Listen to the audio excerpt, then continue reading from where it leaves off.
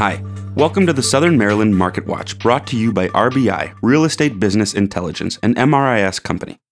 We're going to dig into the most recent numbers from the Southern Maryland housing market, which includes the counties of Calvert, Charles, and St. Mary's. Some people talk about the national housing market as if it's some static thing, like a toaster. The thing is, there is no national housing market, just like there is no national weather forecast.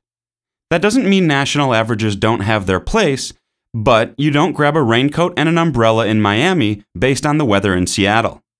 Like the weather, all real estate is local. As we embark on the fourth and final quarter of 2011, let's take a look at our local forecast.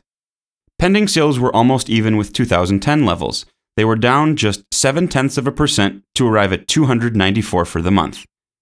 Inventory levels were down 27.5% to 2,209 units. Markets around the country are shedding supply. It's usually a leading indicator, meaning it precedes improvements in other metrics. Prices were down from last year, which could simply reflect strong sales activity in the lower price brackets. The median sales price decreased 12.5% to $245,000. To give that some context, here's a chart showing recent year-over-year price change.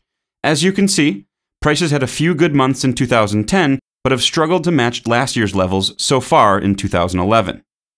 Some finely tuned observers are watching alternative indicators even more so than prices. Why?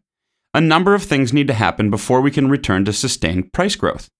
For example, the supply-demand balance needs to stay under 6 months for a decent stretch of time.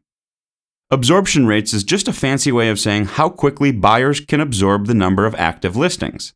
Month supply does a great job of assessing this balance. Last month, it was down 31.2% to 7 months.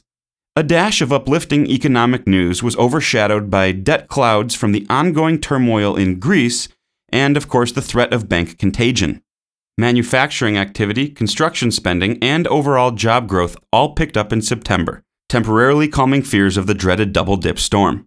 As for the lending climate, the Fed's recent Operation Twist helped push mortgage rates to record lows, under 4% for the first time ever. Despite the cheap money, jobs, jobs, jobs should still be the battle cry. That's the Southern Maryland Market Watch for this month. Check back next month for the latest.